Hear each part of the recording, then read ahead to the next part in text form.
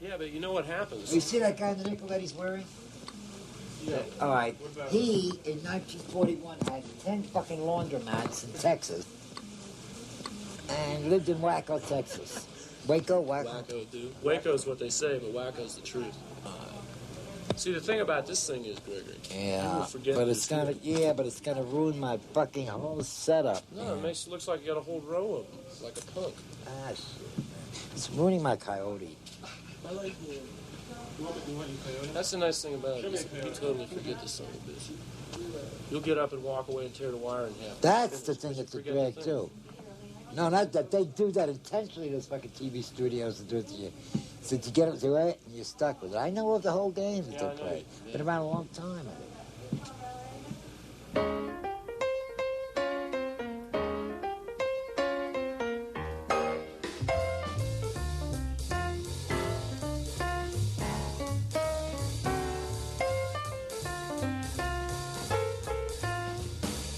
Can you ever remember, like some kind of time when you were talking to Kerouac, or where you guys saw the way it was going to come down? I mean, anything? No way. No way.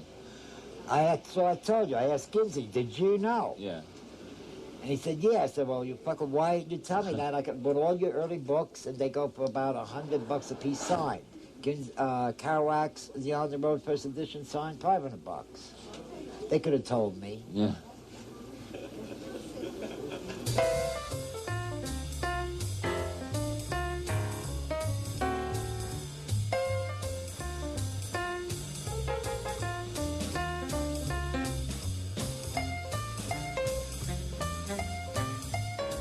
I think they were bullshitting me, man. Are you kidding? They didn't know what was going to happen. They wanted it to happen, but for themselves, it was individualistic. There was so the Beat Generation is after the trip. America creates these individualists. Yeah.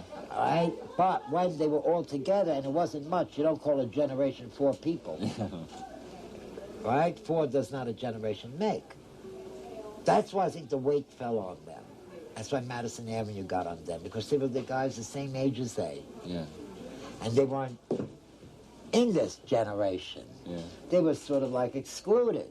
And they had the power game. They had the media and all that. That's why they downed Monsieur Kerouac.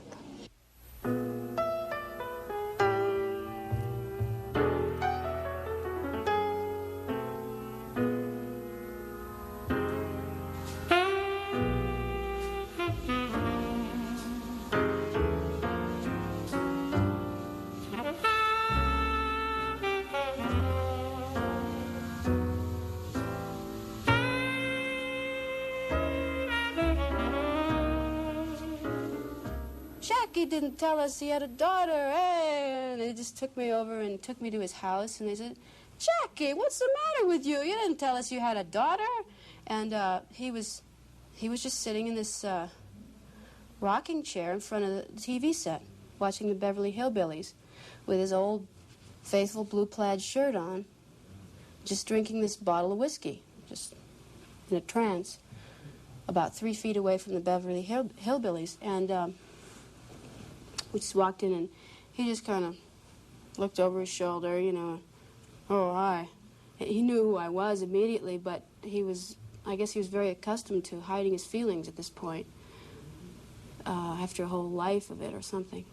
And, well, I guess the only way his feelings came out was in his writing. So he just kind of, as they were screaming to him from the doorway, all this stuff, he just went, ah, which was one of his famous gestures. And, but I came in and I said hi, you know, still feeling like this is a boy on his first date, or his second date. And he recognized me immediately, I could tell, just, you know, by the way his eyes looked, you know. He knew I was his daughter.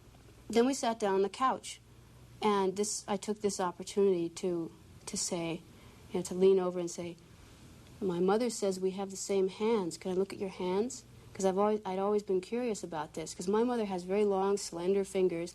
She used to be a model and everything, and I've always had these stocky peasant hands, you know, and I knew they must have come from somewhere. So I said, can I see your hands? And he said, you know, and I said, oh, yeah, and it was amazing. They actually were, you know, like replicas, only larger. we told him we were going to Mexico and that we'd come back and see him someday. And he said, yeah, you go to Mexico. Go to Mexico. You can use my name. Well, I told him I was... No. He said, yeah, go to Mexico, write a book. You can use my name. Yeah, which is his way of saying, I know you're my daughter, by saying, you can use my name. When he became... I just like the dislike again. I dislike terminology. He became a heavy drinker, and after he was older, and he was obviously he hadn't lost any of his beauty, but he was sad, very, very sad. The last time I saw him, was very briefly, and he had, his face was quite bloated, and he was wearing a sort of skull cap and colors, Actually, the Jack that we met when we lived in New York changed as the years would go by. We would come back from St. Louis to New York, and we very often saw Jack, and it was very sad to see what was happening to his face and everything else just from all that booze. Why do you think that he drank so much? He told me once, he said, I'm a Catholic, and I can't commit suicide, and I wouldn't do it to my family, but I plan to drink myself to death. He did? He said that, yes.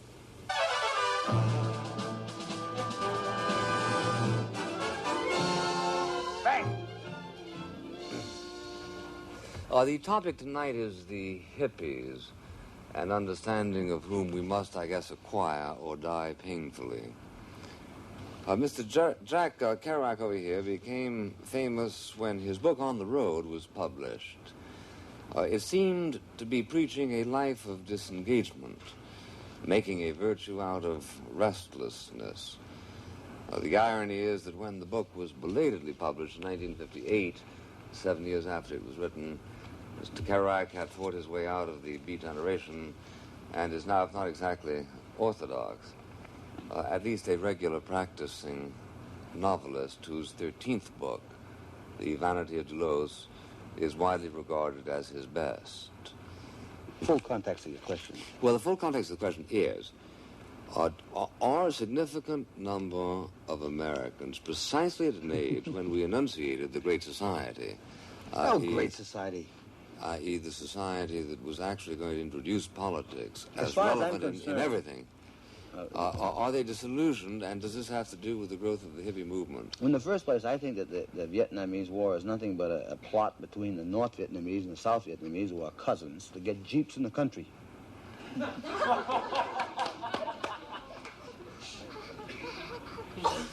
And as for... They're not very good plotters, are they? Well, they got a lot of jeeps. It was interesting because Jack was pretty drunk.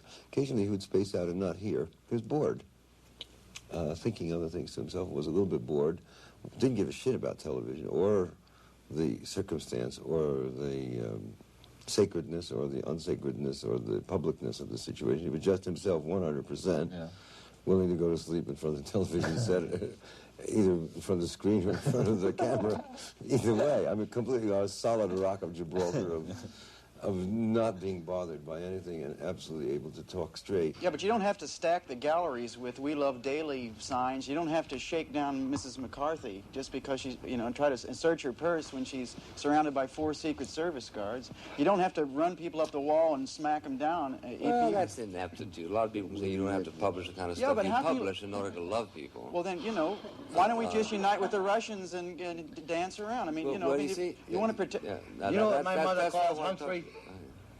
I don't know. Flat-faced floogie with the Floyd.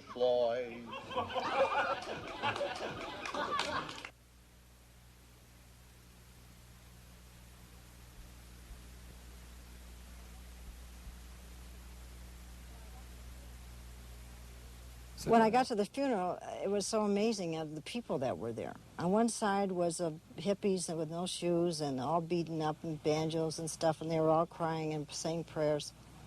And the other side was Stella's family, which were all Greek, and they were all in shrouds, and they were all fooling with their worry beads and stuff. And then my sister and I sat at the other end of the funeral place, and we were all dressed up with hats and white gloves. It was the strangest thing I've ever been to. This is a picture of myself when I was about 26 years old. And Jack and Neil were opposite me, and we were in a bowling alley bar having a few drinks, and a professional photographer came up and took it. And Henry Crew and I were kind of romantically involved, and he wanted to make points with me by introducing to his best friend to me, who he said was very intelligent.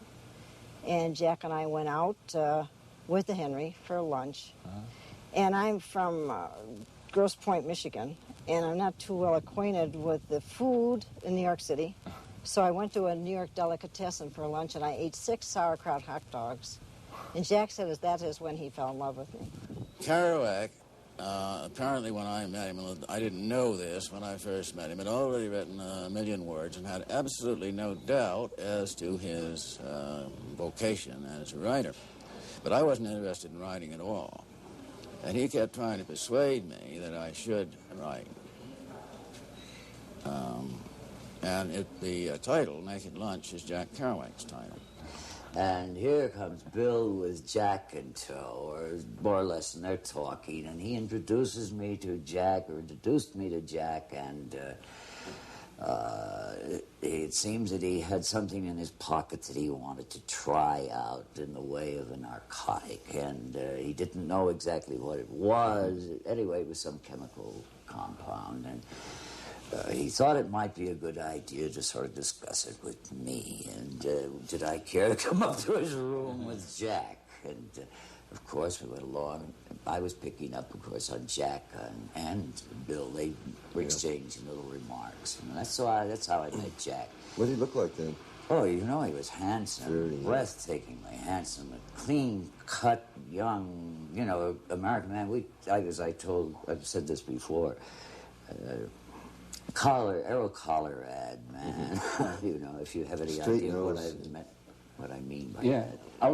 Was he disapproving? Very physical, very handsome, great. His eyes were always great, you know, very beautiful.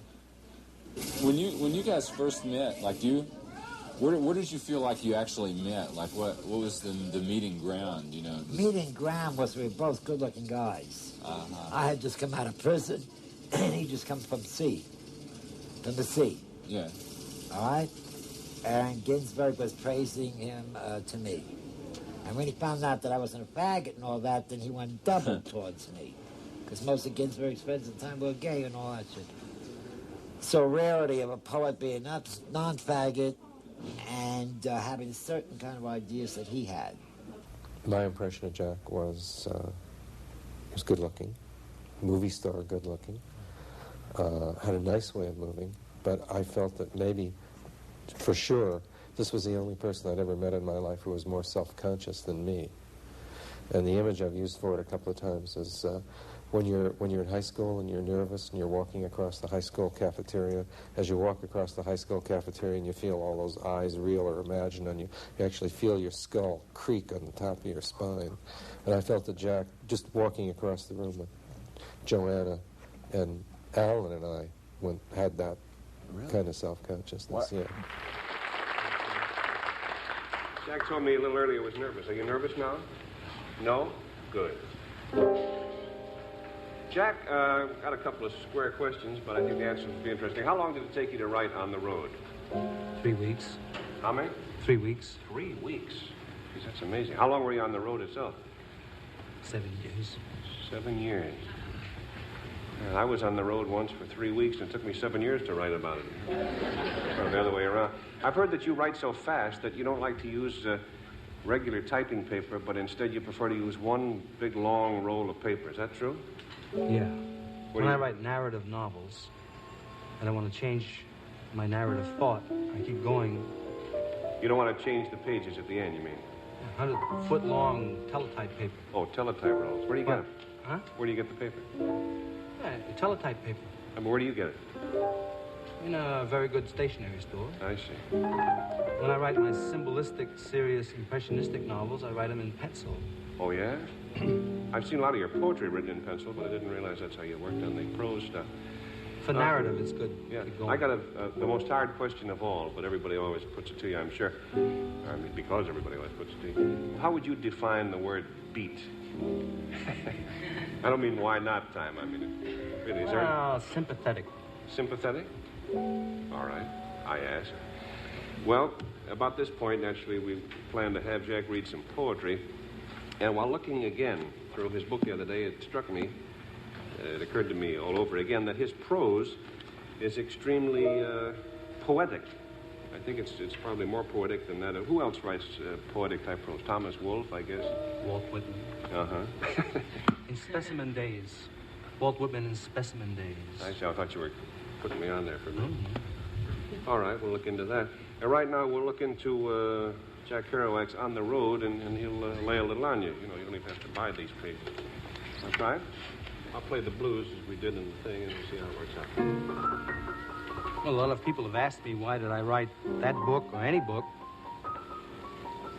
All the stories I wrote were true, because I believed in what I saw. I was traveling west one time at the junction of the state line of Colorado, its arid western one, and the state line of poor Utah.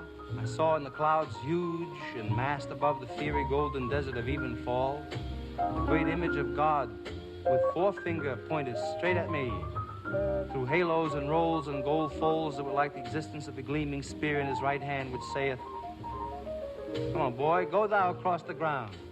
Go moan for man. Go moan. Go groan. Go groan alone. Go roll your bones alone. Go thou and be little beneath my sight.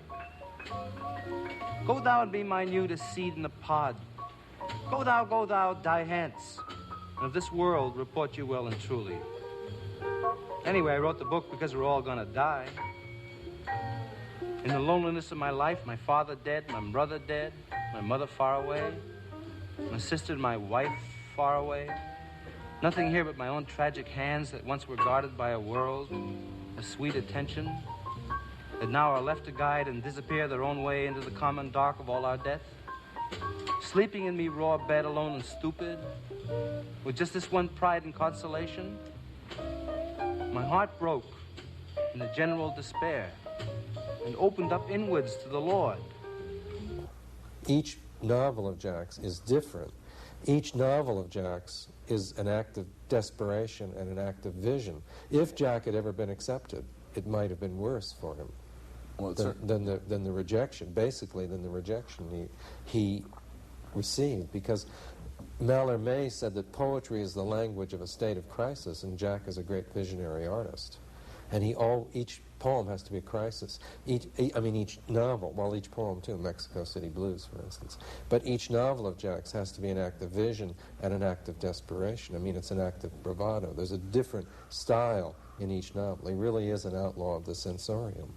I mean, my favorite works are the really visionary oddball works like Subterraneans, Dr. Sachs, Tristessa, and I think Mexico City Blues is maybe the great poem so far in the 20th century. Certainly the great religious poem so far in the 20th century. Do you think that Kerouac invented himself in a certain sense as a writer? Well, every writer does.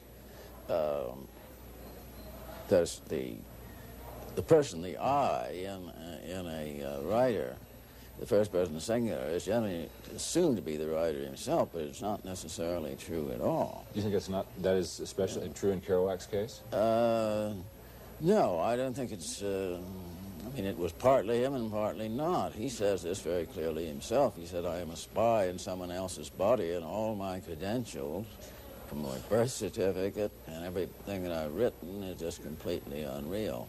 He, of course, in his books blurs facts and fiction so that people think that they are reading fact when they are reading fiction. I've never been able to get rid of the trust fund he foisted on me. There wasn't any trust fund, or the borough's millions. He was the most imaginative, creative writer that I have ever known. In the sense of what? How do you mean by imaginative? Well, as Louis Armstrong says, if you can't hear it, you'll never understand it. I mean... You mean in the sense of making up characters? No. I mean, the use of the imagination on reality is the source of... the interaction between imagination and reality is the source of all literature. Perhaps not the Goncourt brothers or those realists that nobody reads, or naturalists, which nobody reads anymore. in which the personality of the author, the consciousness of the author, the point of view of the author never gets into the book. Jack didn't believe that creative writing could be done objectively, and I agree with him absolutely. So he was the first American writer in a long time to bring that back into American literature. Beyond that, he was an experimenter of a prose experimenter of consequence who can be spoken of in the same breath as James Joyce. The vision of America in Kerouac is the same vision as in Thomas Wolfe. Not the same exactly, but it's a vision of a pre-war America, which hardly exists anymore except in Greyhound bus terminals in small, lost, dusty towns. Do you think that was even true in Kerouac's own life later on? Well, this is, to finish this little train, it was a train that Thomas Wolfe rode. Eugene Gant, the hero of Look Home Angel, saw the darkening landscape of America flash by on the train window, a stone leaf, an unfound door, a cot. I forget the rest of it, but... And with Kerouac, it was the same vision of America seen from the window of a speeding car 10 years later. It was only 10 years later, say. Wolfe was the 30s, Kerouac was the 40s.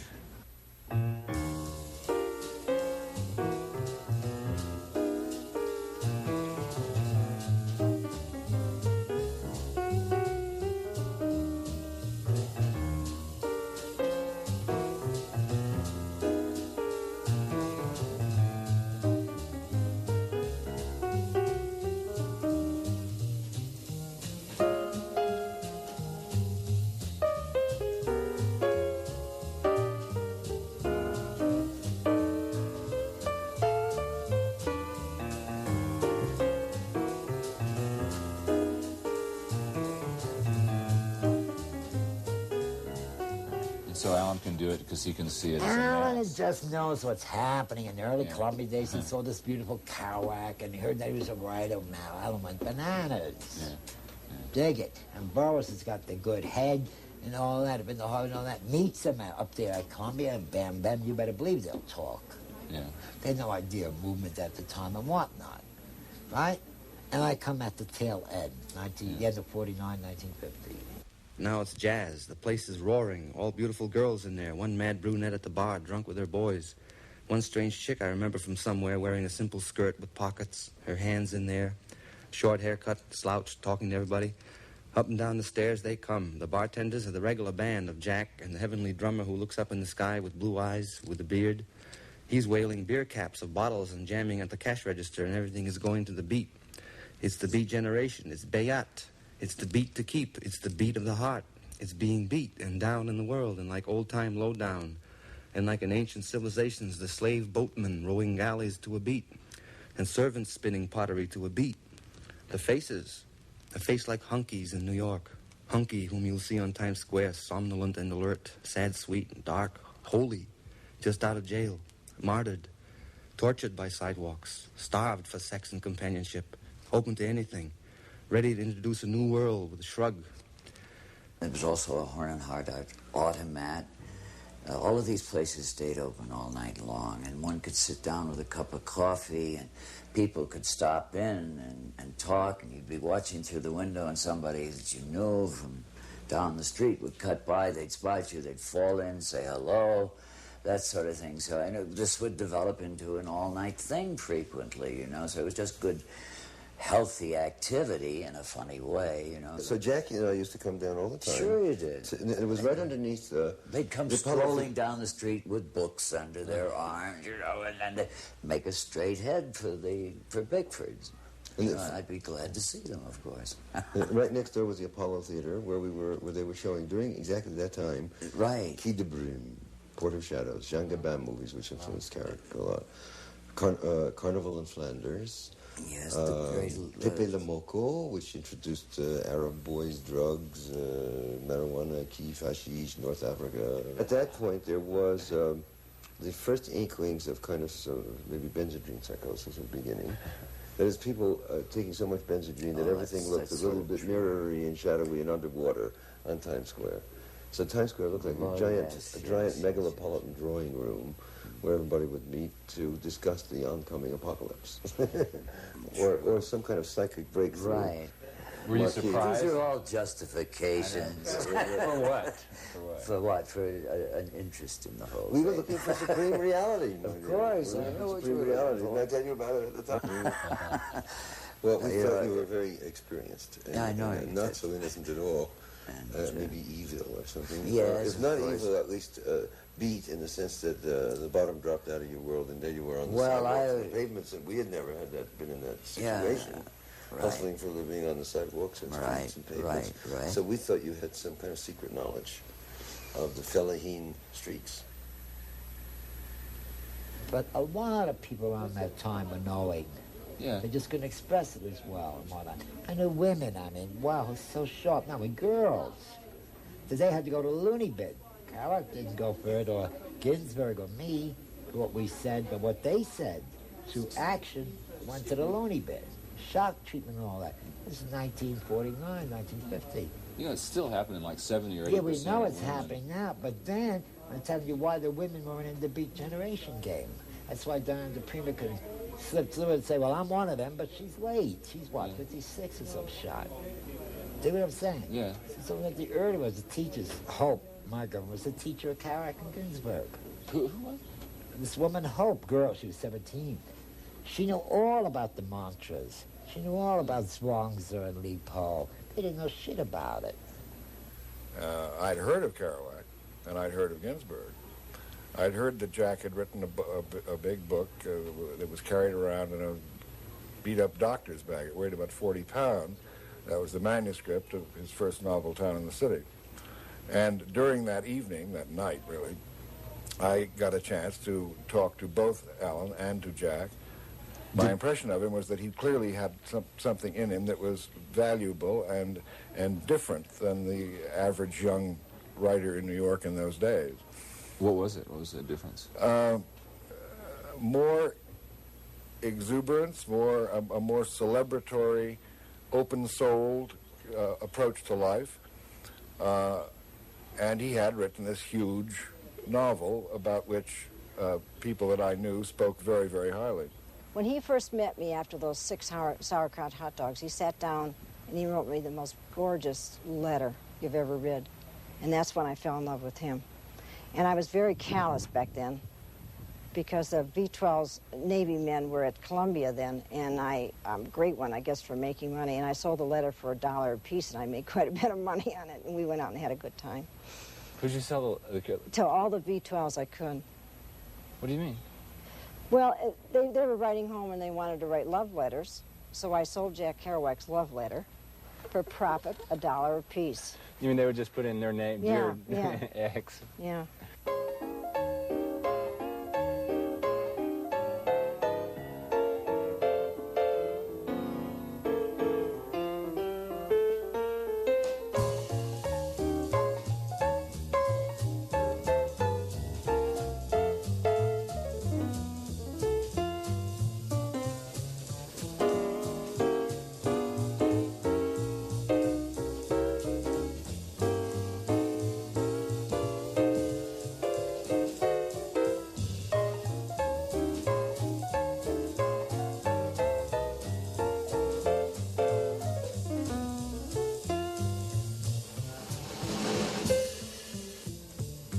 So we sat there and the reading went on, and it was a totally packed house. The poets were introduced by Kenneth Rexroth, and I don't remember the order that they read, but there was McClure, and there was Philip Lamantia, and there was Gary Snyder. But the star of the evening, no question about it, was Alan, who read Howell, and everybody got terribly excited. And running up and down the aisle was this strange person, very attractive, dark-haired man, who Peter told me was named Jack Kerouac. And Kerouac mostly stayed toward the front, but ran up and down the aisles collecting money for bottles of wine, which everybody was encouraged to drink during the reading. And he was then a much more accomplished writer than anyone who was performing on the stage, except for Kenneth Rexroth, who was the master of ceremonies. But at the same time, Kerouac, feeling himself a loner, although Ginsberg had invited him to read with the group, had said no, he didn't want to do it. So he preferred to sit or stand at the sidelines, which was an interesting kind of role that he played all his life, actually, and watch the others take center stage. He described all of this in the book The Dharma Bums. Alan was there and Phil Whalen too, and Alan introduced me to Jack as a marvelous writer, and then at Kenneth's house that night, Jack read us all aloud long passages from October in the Railroad Earth, which was a startling, wonderful experience. Right away, I could hear what he was doing.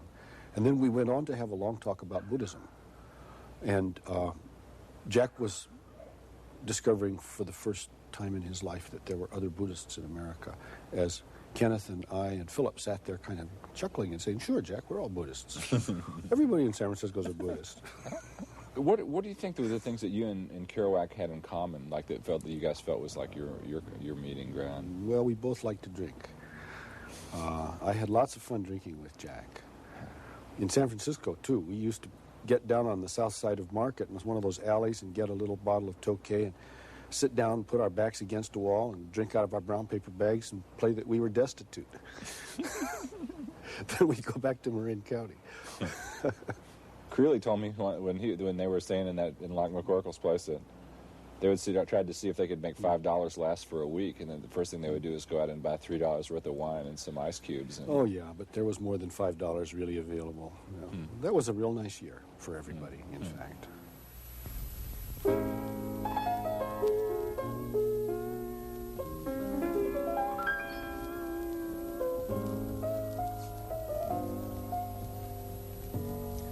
There was a little alley in San Francisco, back of the Southern Pacific Station at 3rd and Townsend, in red brick of drowsy, lazy afternoons with everybody at work and offices.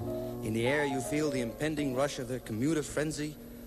As soon they'll be charging en masse for Market and Sansom buildings on foot and in buses, and all well-dressed through working man Frisco of walk-up truck drivers.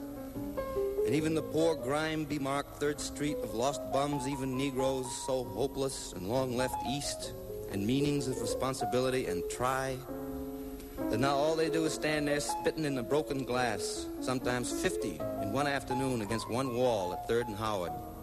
Here's all these Millbrae and San Carlos neat necktied producers and commuters of America and steel civilization, rushing by with San Francisco Chronicles and green call bulletins, not even enough time to be disdainful. They've got to catch 130, 132, 134, 136, all the way up to 146, till the time of evening supper in homes of the railroad earth, when high in the sky the magic stars ride above the following hotshot freight trains. It's all in California. It's all a sea. I swim out of it in afternoons of sun-hot meditation in my jeans with head on handkerchief, on brakeman's lantern, or, if not working, on book. I look up at blue sky of perfect lost purity and feel the warp of wood of old America beneath me. And I have insane conversations with Negroes in second-story windows above, and everything is pouring in. The switching moves of boxcars in that little alley, which is so much like the alleys of Lowell, and I hear far off in the sense of coming night that engine calling our mountains. But it was that beautiful cut of clouds I could always see above the little SP alley. Puffs floating by from Oakland, or the gate of Marin to the north, or San Jose south. The clarity of Cal to break your heart. It was the fantastic drowse and drum hum of lum-mum afternoon, nothing to do. Old Frisco with end-of-land sadness. The people, the alley full of trucks and cars of businesses nearabouts. Nobody knew or far from cared who I was all my life. 3,500 miles from birth, all opened up, and at last belonged to me in great America. And now it's night in 3rd Street. The keen little neons, and also yellow bulb lights of impossible-to-believe flops. The dark, ruined shadows moving back of torn yellow shades like a degenerate China with no money. The cat's in Annie's alley. The flop comes on, moans, rolls. The street is loaded with darkness. Blue sky above with stars hanging high over old hotel roofs and blowers of hotels mooning out dusts of interior. The grime inside the word-in mouths falling out tooth by tooth. The reading rooms tick-tock, big clock with creak chair and slant boards and old faces looking up over rimless spectacles bought in some West Virginia or Florida or Liverpool, England pawn shop long before I was born. And across rains, they've come to the end of the land sadness, end of the world gladness. All your San Francisco will have to fall eventually and burn again. He was a prose writer, all right, that had a lot of poetic things in it. He was not a poetry prose writer. What is it called? Prose poems? Yeah. No way. He was a prose writer. In the sense of being he was a storyteller? Storyteller, but the way he laid it down, you would call poetic. So you got the idea? Yeah. Poetic. But if you'd ever seen poetic writing, prose, it's awful. It's so embarrassing. You got Ushant by Conrad Aiken. You got The Enormous Room by Cummings. Everyone, forget it. Spare me. What was it that saved Kerouac? I mean, you think it was just, quote, genius? Give me about saving. Well, that made what saved me, what saved him. Nobody said, nothing saved him. He's out. Yeah. He bit the dust. He was dusted, man. Yeah. But, I mean, something that made him, like, not write poetic prose. I mean, not write prose poems. He was a smart man. You mustn't forget this. He's a very intelligent baby. Very smart. Do you think the word genius applies? Oh, yeah. Genius, easy for him. But divine, I don't know. And that's what this Camp Kerouac, I think, is trying to lay down. Because there are three stages. You've got talent, you got genius, and then you hit the ball game divine. I missed that last one. You hit the ball game... Divine. Yeah. There's three stages. All right? Now, talent. Yeah. Everyone says, oh, boy, that one had a good talent, but too bad he blew it. Yeah.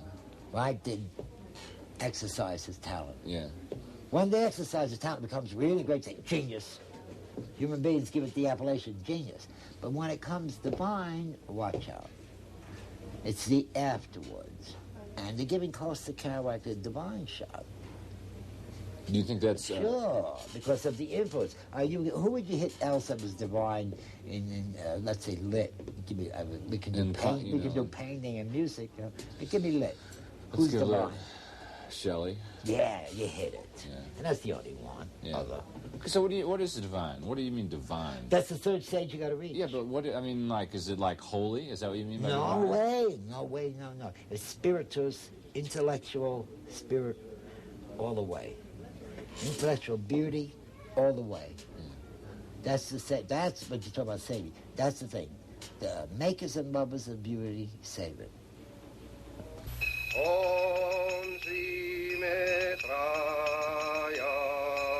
Om Sri Metraya,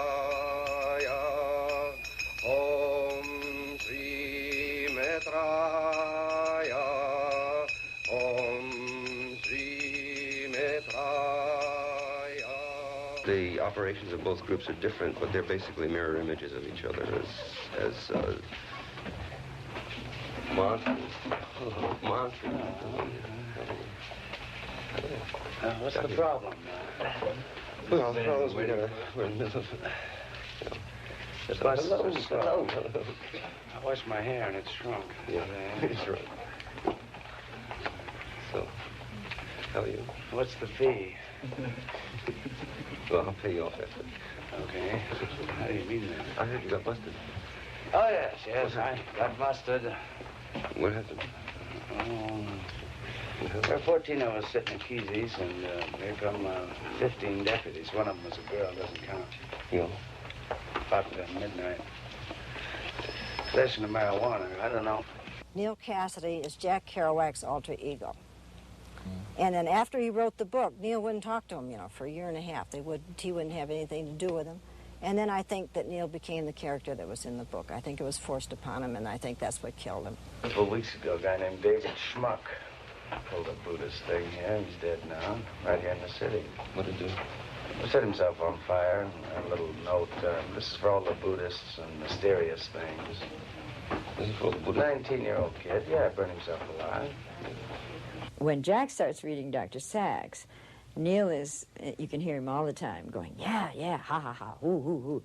And they were so young and so vibrant, and I think it really demonstrates the support they gave each other. I mean, they were totally concentrated on each other's, well, they were both interested in these things, but mainly each other. I mean, Jack could read Proust by himself, right? But to share it with Neil. Well, all the extremists, all the civil rights, all the kiddie, anybody on any extreme, on every side, that's right.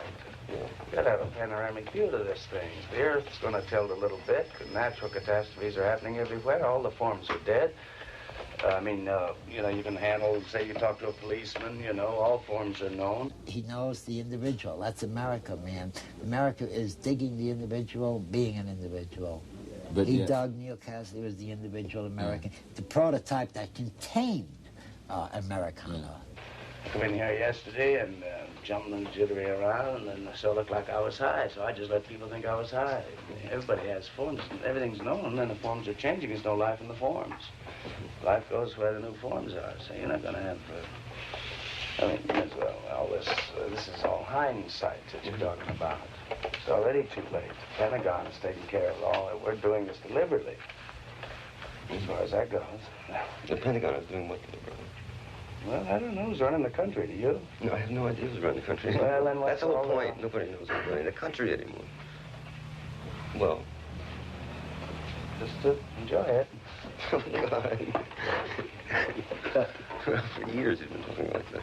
Cassidy, of course, was far from a model for honesty and good behavior, but he nevertheless represented his background. He very accurately grew up almost on Skid Row with an alcoholic father and had very little going for him except some native intelligence, and he was a good-looking man.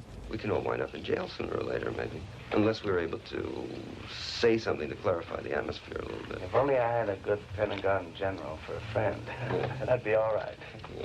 Yeah. And they said that Neil had come to visit them a few times, and that he was so energetic and so going, the radio going and this going and everything. Never had time to go to John. See? Just absolutely super energy. So there's a lot of things in his books where I can see him putting on this macho trip, which was so foreign to him. So then he meets Neil, who is just naturally, gracefully macho. A lot of prowess with women and, you know, not the fisticuffs type. As I said, Neil would run if anybody wanted to attack him, you know. But just this swaggering sort of macho thing that I'm sure Jack envied, the ease with which Neil just could do it. And yet Neil also had the humane, compassionate nature that Jack had, so they understood each other on that level. And yet Jack was so awkward and I mean, really funny watching them both go down the street together.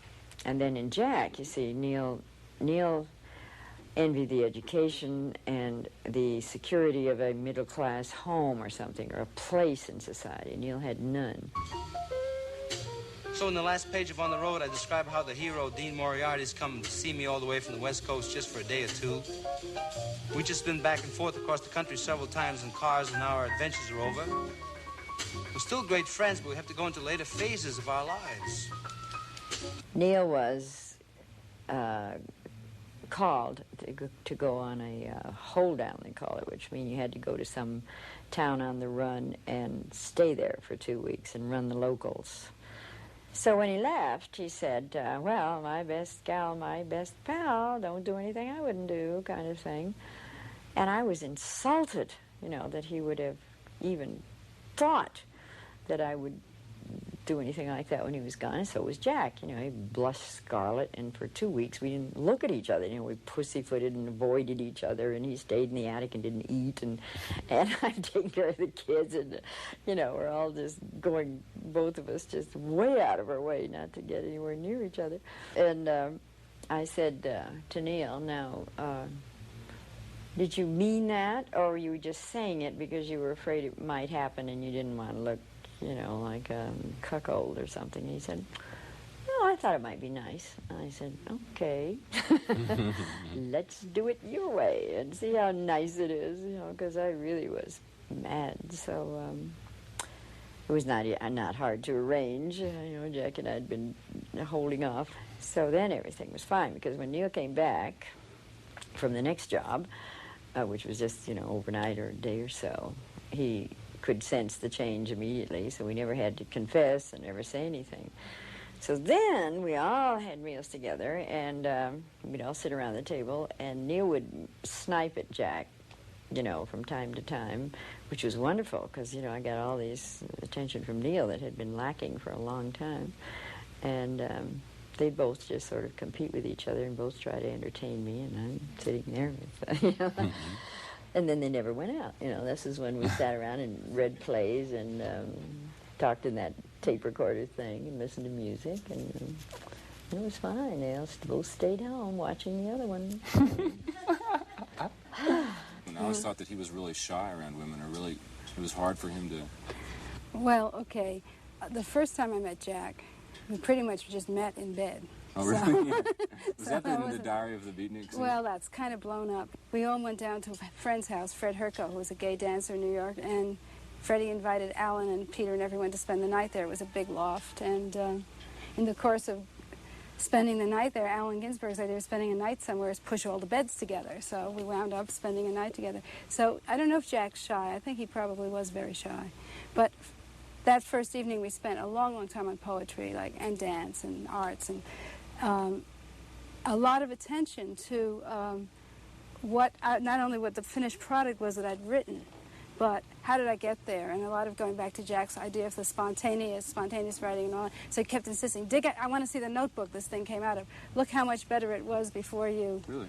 Oh. Yeah, so there was like a lot, and that was a lot of what I got from Jack. And the few meetings I had with him was a lot of credence as an artist. I was a young kid. I wasn't probably about 21. Jack's erotic life was rather seasonal. I mean, he didn't live in New York, for one thing. He lived during those years. He lived on Long Island with his mother. And then when he had finished writing a stretch of stuff and was ready to play, he would come into New York for 3 days or a week and simply crash in other people's paths, mine very often, during which he would usually get involved with a woman, and that would go on until he felt entrapped or it was time to go back to work, and then he'd go home. So would you say that that women were definitely second in his life to writing? Yes, everything was second in his life to writing. He knew he couldn't stay in one place and raise a family. He kept dreaming about it and talking about it. And I don't think he ever consciously spelled this out.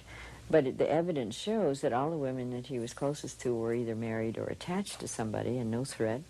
And you remember Big Sur, as Ferlinghetti was saying, he was terrified because this Billy was closing in, and he didn't really have any out, to get away from. And he said, "Yeah, I'll marry you," like he'd said to Joan. And that's why he got along so well with those of us who were safe. He knew enough, at least instinctively, that there was no way he could settle down and take care of a child. He couldn't take care of anybody. He said, "Well, today we go into a new order of socks." And my mother, who was very independent and headstrong, said, What are you talking about? And he said, "You got to buy me some new socks today." And explained that, and she said, "Well, what size do you wear?" And he said, "I don't know. My mother always bought my socks," and there was just a constant thing going on about him expecting her to be like his mother. And the only difference, I suppose, was that she slept with him. That's the only difference. What was it that attracted you about him in the first place? Jack Yeah. Kerouac? Yeah. The most fantastic man I've ever known. Why? He was sweet and wonderful and unpretentious, and I don't know, he was so kind and so nice and so gentle and sensitive and intelligent, and Jesus, I can't think of enough adjectives to say. So how come you guys got divorced? We never got divorced. We got an annulment. And he said in his books, and which is true, is that he had to send me home because I was eating mayonnaise sandwiches. And if you know anything about being hungry, you go back to where the icebox is and the clean bathtubs. Did you ever Clean clothes. regret that decision? Very much, all my life. Really? Mm-hmm. Bet. Now, Jack, Mr. Kerouac, what I want to ask is this. To what extent do you believe that the Beat generation is related to the hippies? Oh, What do they have in common? Was this an evolution from the one to the other? They're just the older ones. Yeah. So I'm 46 years old. These kids are 18.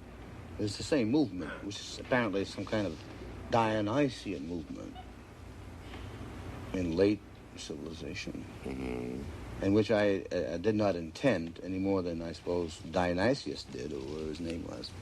But although I'm not Dionysius the Areopagite, I should have been. Yeah, that's the point, yeah. But no, it's just a movement which is supposed to be licentious, but it isn't really. Well, now, licentious in what respect? The hippies are good kids. They're better than the Beats. See, Ginsberg and I, and, well, Ginsberg, boy. We're all in our 40s, and we started this, and the kids took it up and everything. But a lot of hoodlums, and communists jumped on our backs. Well, on my back, not his.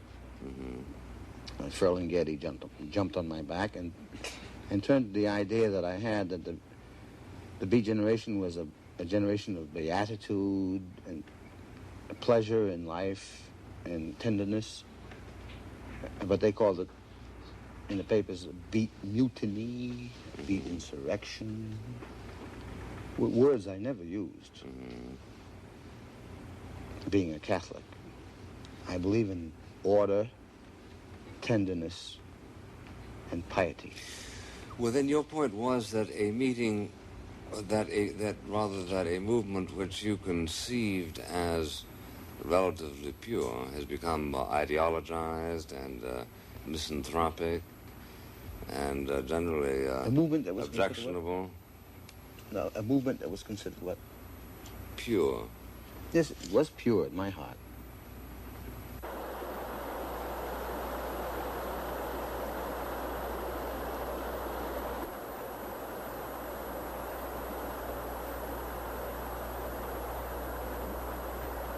Lowell was his source for his novels, you know, like Maggie Cassidy and Dr. Sachs. That was his source, and his experiences, and he adapted them, you know, of course, in his novel. But very often he talked about Lowell, and to me, Jack Kerouac was not only a writer, but a sort of a saint, a mystic. He was a mystic, and I always believed in him. And he said always he was fascinated by the mysterious and the religion. And later on in life, you know, I told him he was drinking much, and I heard about that. And I said, well, Jack, you're not afraid of hell or something? Oh, well, he said, I'm not concerned about hell, I'm concerned about heaven. He says, I have to be high, you know, because I get my inspiration and all that. But he was like a monk himself. His bedroom at his home with his mother was very, very simple. All he had was his bed, a chair, he had a desk, and piles of paper like that, you know, and on him, and his typewriter, you know. And right over the desk was a big crucifix. He always had the devotion for the crucifix. And it was like a monk. That's the way he lived. He could take the appellation poet. Bob Dylan, Jim Morrison cannot. Although on Morrison's grave is poet. Why did these rock and rollers who made all the bread and all that want that top-class appellation? I know why. Why? Pretty sad. You take the two things they know. That the poet is with the kings and emperors. Yeah. You see, it's right up there. Right? And they're just the minstrels. Take the ball game. Philosophy doesn't even hit. Okay. So they figure, well, the lyrics became important. So what you say. And what they say, they make redundant, what's called refrain. No wise king would want to hear somebody hear it repetitive in their ear. What Kerouac was doing as a writer, as a stylist, was another reason that he came under fire. And this is the part that interests me tremendously about him, because I think what he did as a writer and in his spontaneous prose style was simply the most interesting thing that was happening in American writing in his time, in the 50s and 60s. And that was this idea of spontaneous prose, which Kerouac believed and put his whole career on the line, justifying it and performing it. And that was, for a writer to do, an extraordinarily adventurous thing to do. He'd published his first book, which is a very conventional Thomas Wolfian study, and he could absolutely write any style you liked, Kerouac. And he wanted to be a professional writer. So, like, what choices do you have? He chose to do the hardest, most difficult thing, which is fly in the face of convention and write the way he pleased to write, knowing full well that some people might call it typing rather than writing, which they did. Kerouac would get into shape for a couple of days before one of these long stints. He would sleep a lot. He would probably take a lot of baths. You might even go out running. He was an athlete, after all. So he would prepare himself that way and get himself all poised, knowing that he was going to just have to run headlong until he dropped. He used it for some books. Maybe On the Road, I don't remember, but I know The Subterraneans, I think, is Amphetamine, and a few others. He'd sit down and write continuously for several days and then sleep and then write again, or maybe continuously for 24-hour or 18-hour period, using Benzodrine and coffee, and then sleep it off. And I think 3 or 4 of his books he wrote that way. Not all. But I think one reason that he had to make shifts later on in his life is that it was too physically exhausting. If you know the novel Big Sur, you know at the end of the novel Big Sur, there is a 10 or 20-page sound poem of what the ocean said to Jack. Big Sur actually means Lawrence Ferlinghetti's cabin, which was under the Bixby Canyon Bridge down there, which was a place of extraordinary natural beauty. And Lawrence's cabin almost under this bridge. The bridge was hundreds of feet above. The Pacific Ocean beating up on the shaly beach there, and a little point of land that Jack was going out and sitting on, writing down what he heard the ocean say, which is always been for me one of the more remarkable transcriptions. It would go to the ocean was saying something like shler boom blash krishta boom ba was pashusa tha shasha thalasa immersion of missy old boatmen riding through the night shaboom ba shash. And Jack took us down there in the night and sat there on the point, and we listened to it. And then I guess it must have been by flashlight or something, with the mist drifting over the little silver stars up there, read the poem of what the ocean said to him as the ocean was saying whatever it was saying behind him. He had little brown paper, manila cover notebooks where he would write in pencil a lot. Huh. And that's what he recommended. We argued about notebook sizes and types of notebooks. Really? Yeah. Did he have a lot of theories of writing? Well, no. His theory was that you should have a notebook and a pencil always to write down things, and otherwise get to a typewriter and type it up as fast as possible. And his theory was, or at least the theory that he proposed in general was the principles of spontaneous prosody, prose. First thought, best thought. Write directly what comes to mind. Don't go back and change it. Now, I don't know if he always practiced that, because The Subterraneans and Dr. Sachs are very polished novels. In fact, they're all polished in their way. But that's what he would say. Friday afternoon in the universe, in all directions, in and out, you got your men, women, dogs, children, horses, pones, ticks, perts, parts, pans, pools, pauls, pails, parturiences, and petty thieveries that turn into heavenly Buddha. I know, boy, what's I talking about, 'cause I made the world, and when I made it, I no lie had a Lucian Midnight for my name, and concocted up a world so nothing you had forever thereafter make believe it's real. Well, that's all right, because now everything will be all right, and we'll soothe the forever boys and girls, and before we're through, we'll find a name for this darn golden eternity and tell a story, too. But did you ever read a story as vast as this that begins Friday afternoon with working men on scaffolds painting white paint? And ants murling in little black dens? And microbes warring in your kidney? And mesorules microbing in the innards of Mercury? And microbes dreaming of the ultimate microbehood, which then ultimates outward to the endless vast empty atom, which is this imaginary universe? Ending nowhere? And never even born, as Bankei well polled when he ferried his mother over the rocks to Twat UT, and people visit his hut to inquire, what other planet features this? And he answers, what other planet? Though the sounds of the entire world are now swimming through this window from Mrs. Macadiola's Twando and old Pokes home drunk again, and of course you hear the cats wailing in the whale bar, wild bar, wart fence, moonlight, midnight, Lucian, Dolphine, immensity, visions of the Tathagata, seat of purity and womb. And so that here is all this infinite immaterial, meadow-like golden ash swarming in our enlightened brains, and the silence shifallying in our endless ear, and still we refuse naked and blank to hear what, the who? The who? To what, you?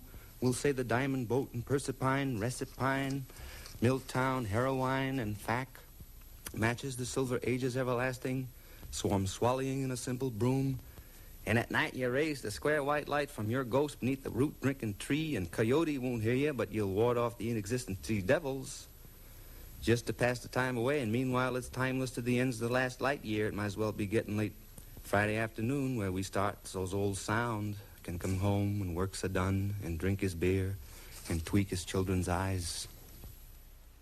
You know, calling yourself a Buddhist is not like calling yourself a Catholic or a Christian. It's not a label that defines you right away as a member of a sect with a set ideology. Buddhism is a way of mind, a kind of a way of seeing the world that can embrace all of those other things and then still go beyond it. And in that sense, Jack was. We'll say that Jack was on the way, as all Buddhists are. Now, there are no Buddhists. There are just people who are on the way. Jack had digested all of that in dusty little railroad town libraries. Not just one book, no, many books of primary Sanskrit Buddhist material, and had absorbed all the imagery. And then that comes back out in Mexico City Blues, and in particular in the scripture of the Golden Eternity, which is pure Indian Buddhist metaphor. Jack had it all in him already, the poetic metaphors of the Buddhist sutras. And the vast scale, eons, eon upon eon of cosmos after cosmos coming into existence and disappearing, countless beings from angels and gods down to demons and dwarves, down to centipedes and lizards, all practicing the Dharma together. Jack loved those metaphors. That must have been like Catholicism for him in that sense. It's like a bigger Catholicism. Yeah. A huge Catholicism. Charlie Parker looked like Buddha. Charlie Parker, who recently died laughing at a juggler on TV after weeks of strain and sickness, was called a perfect musician. And his expression on his face was as calm, beautiful, and profound as the image of the Buddha represented in the East. The lidded eyes, the expression that says, all is well. Now, fellas, Leonard says I'm supposed to be the Toastmaster, the Georgie Jessel of jazz. So, Charlie, I want to award you now the Downbeat Award for the best alto sax man of 1951. Congratulations to you. Thank you. And, Diz, this is to you from Downbeat for being one of the top trumpet men of all time. Thank you. Congratulations, Diz. I mean, Dizzy, I got a little informal there. You boys got anything more to say? Well, Earl, they say music speaks louder than words, so we'd rather voice our opinion that way.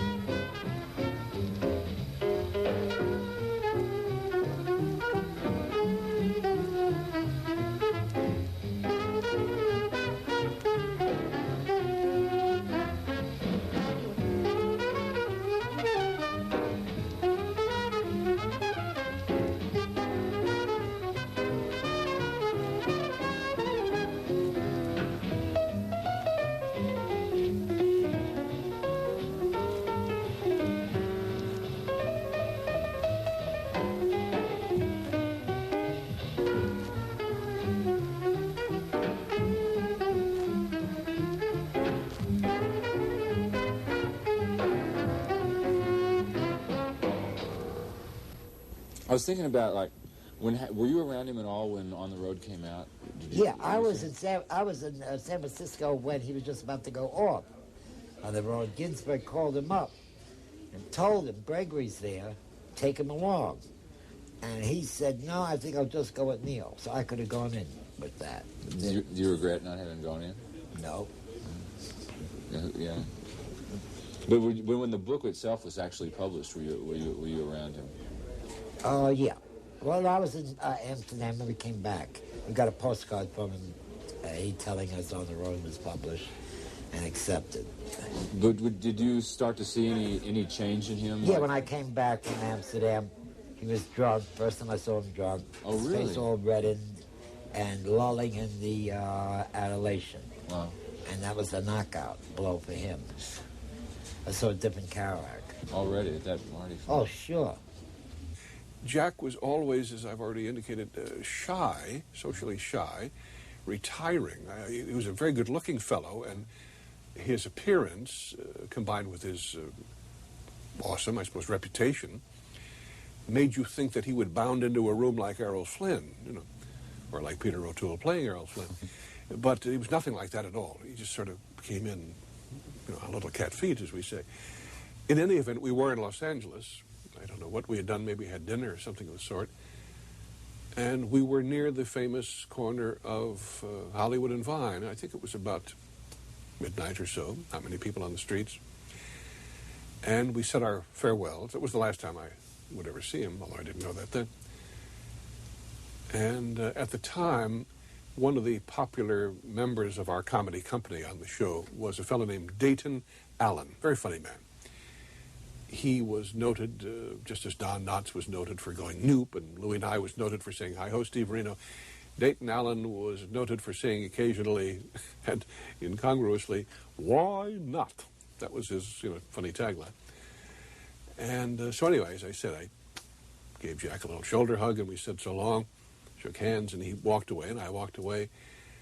And maybe 30 seconds or so later, in the stillness of the night, I heard this distant voice yelling, hey, Steve!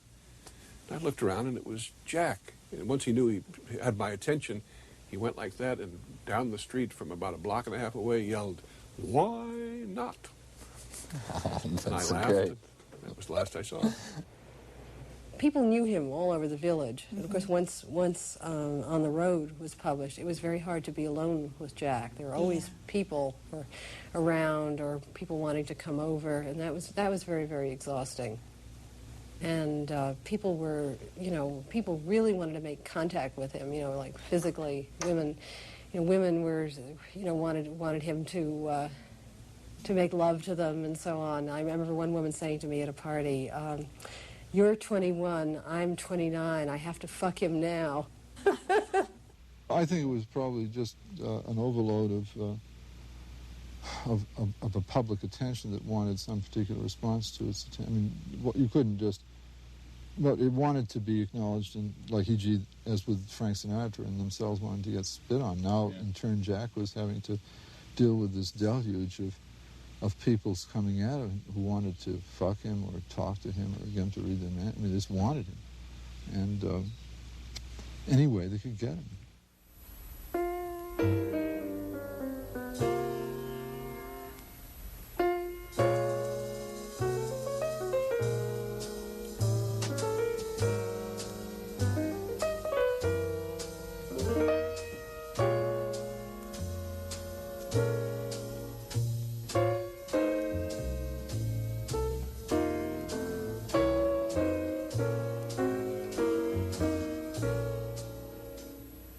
He had hoped, as all writers do, that his work would be appreciated.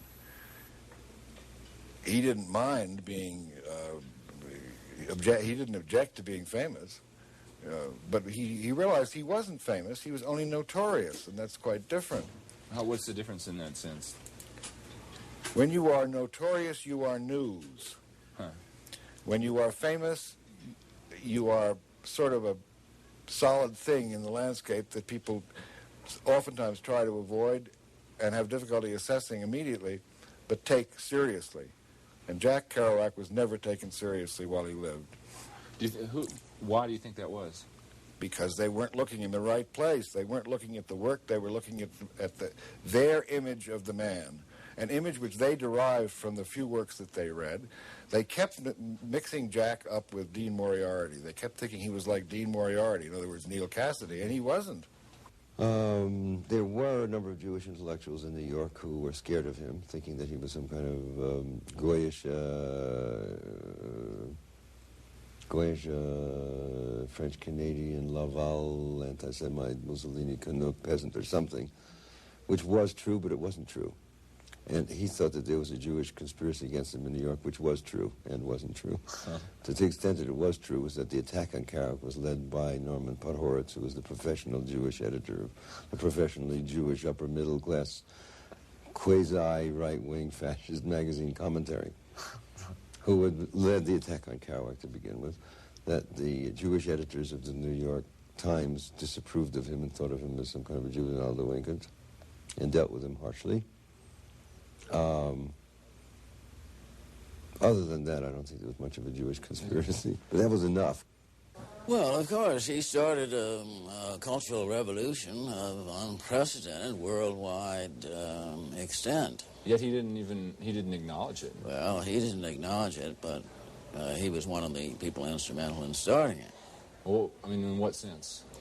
Well, the whole beat movement, well, in what, which has become a worldwide cultural revolution, absolutely unprecedented. There's never been anything like it before.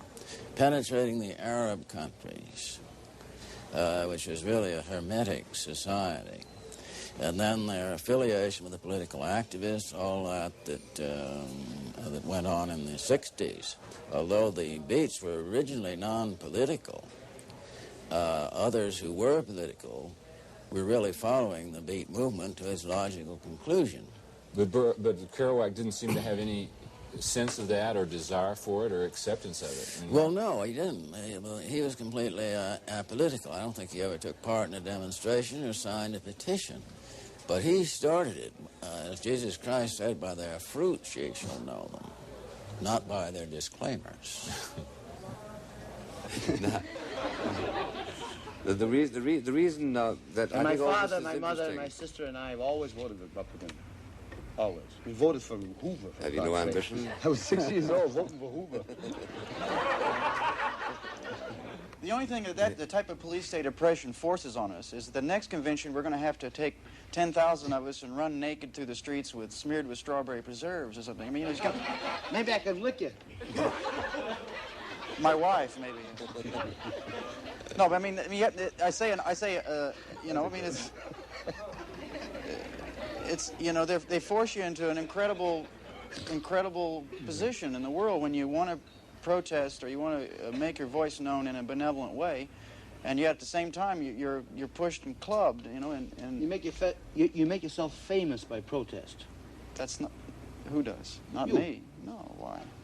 Make myself famous by singing Smud. I made myself famous by writing songs and lyrics about the beauty of the things that I did and the ugliness too.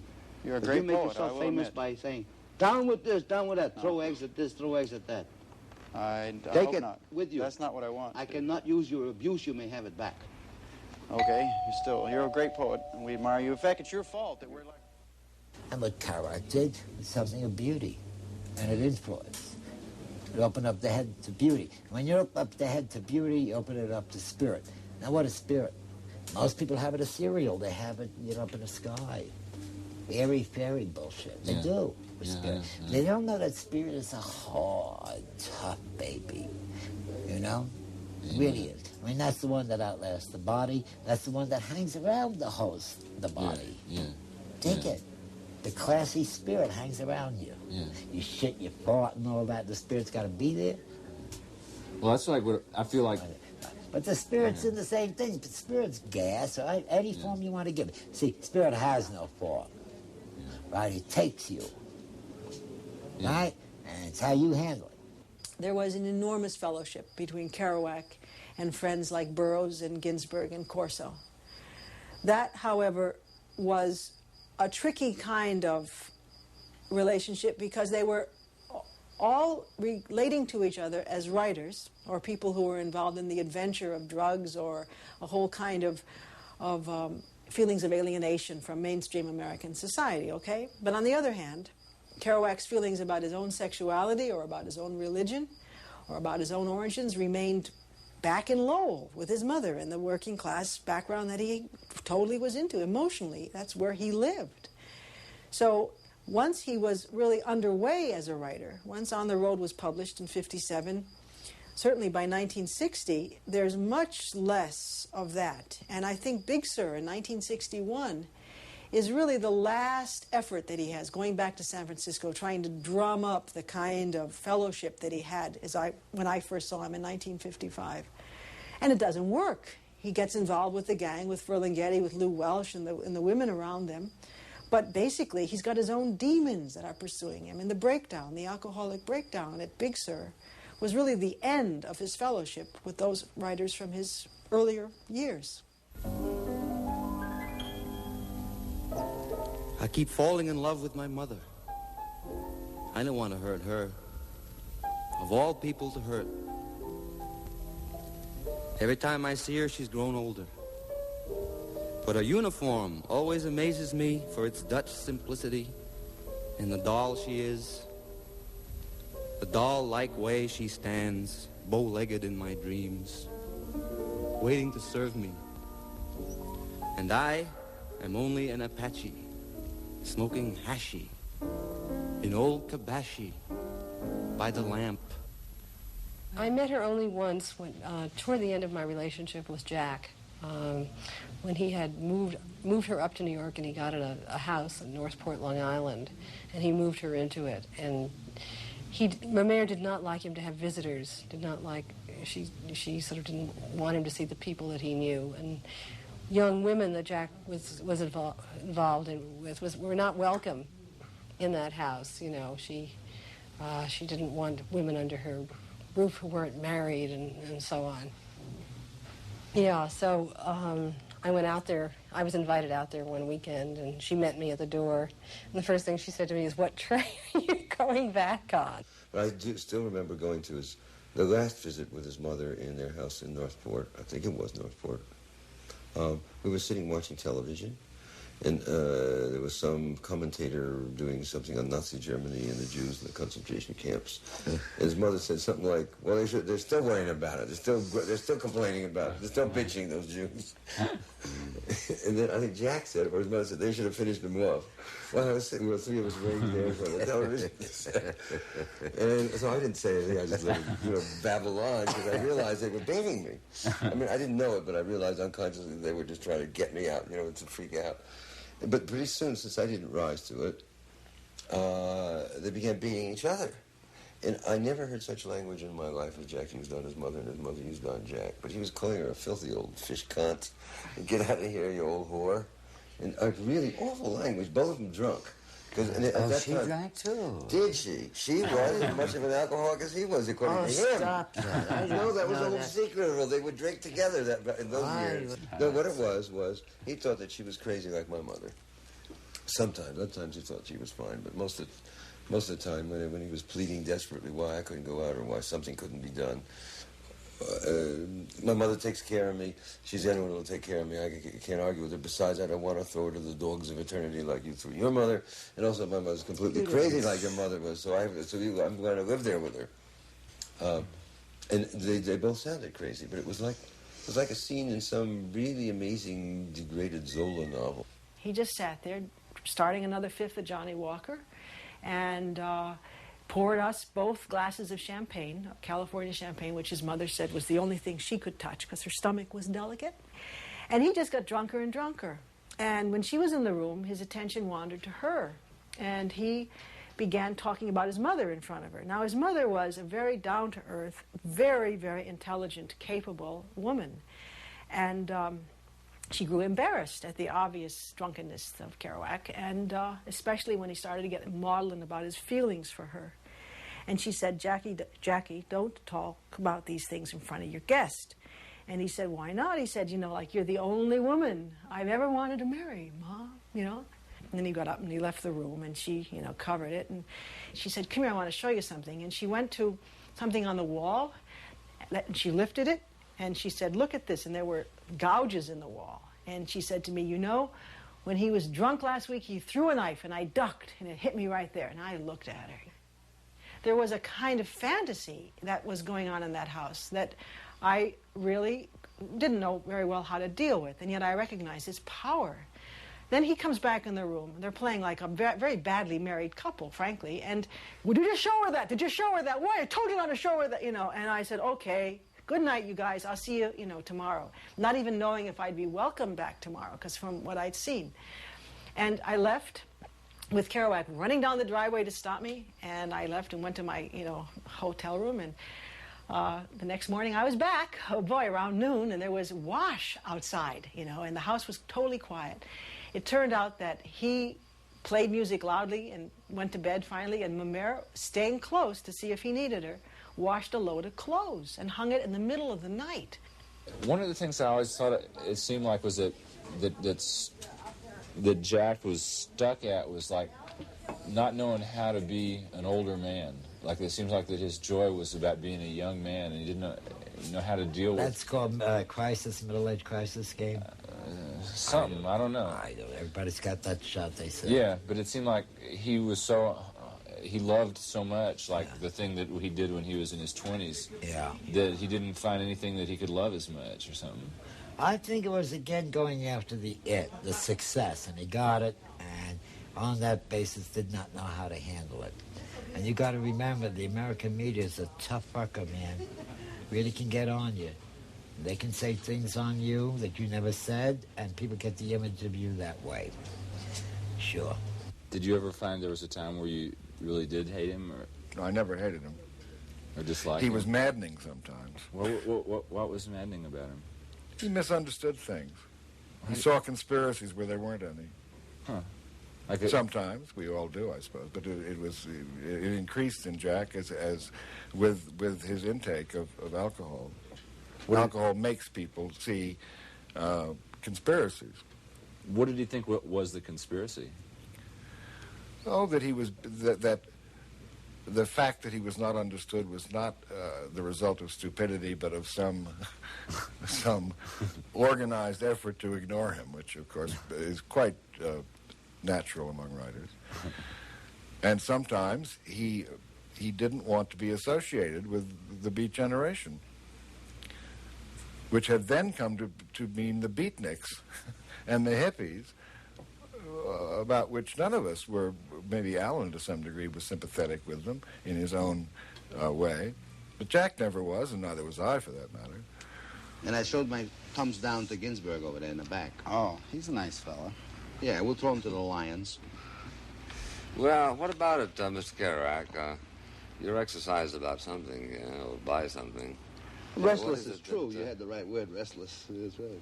Huh? Well, what is it that that in your judgment distinguishes the hippie movement from, for instance, or simply a routine Get your radical question over political with. movement?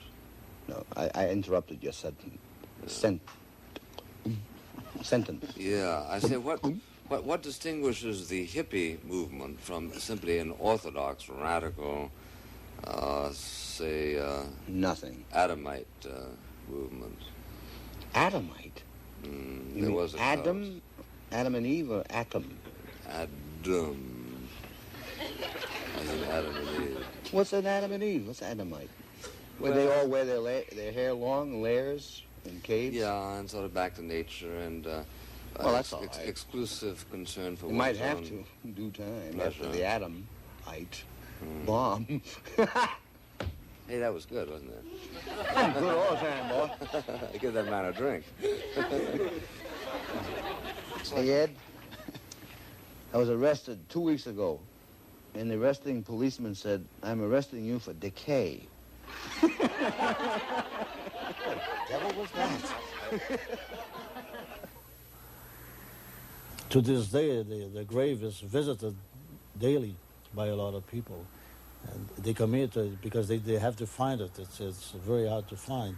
There's only a little marker that is flush with the ground, and it's Jean Kerouac, you know, the dates. So, but every day there's all kinds of things like love notes and bottles of wine, flowers, feathers, and people come from very far. Suddenly I turned. Dr. Sachs was standing there.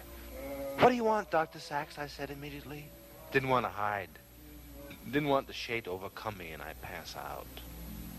I know that Dr. Sachs is speaking to the bottom of my boy problems, and they could all be solved if I could fathom his speech.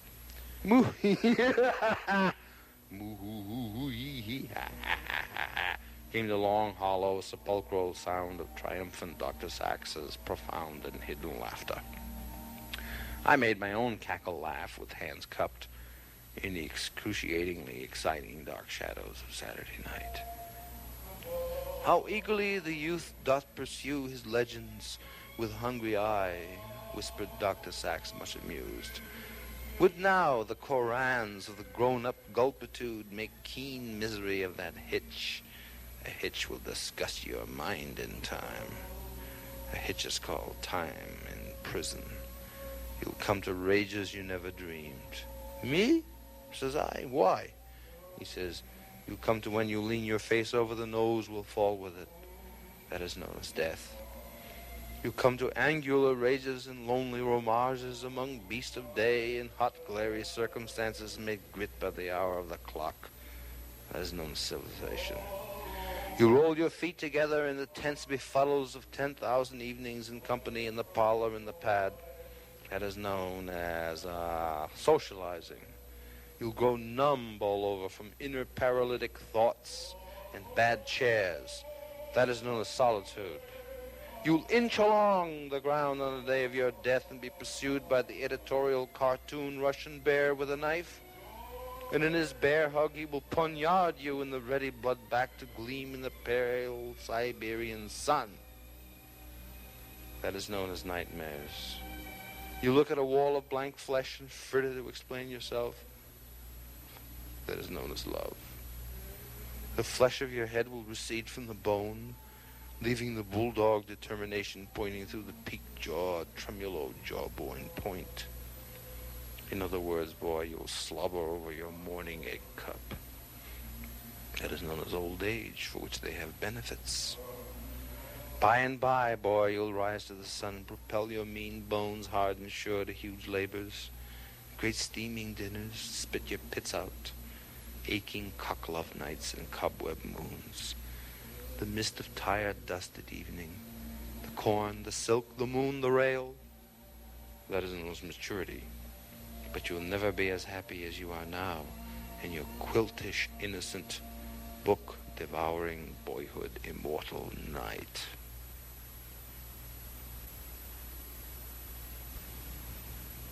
So Kerouac weeping over Bach's St. Matthew's Passion, which was probably the last face I saw on him.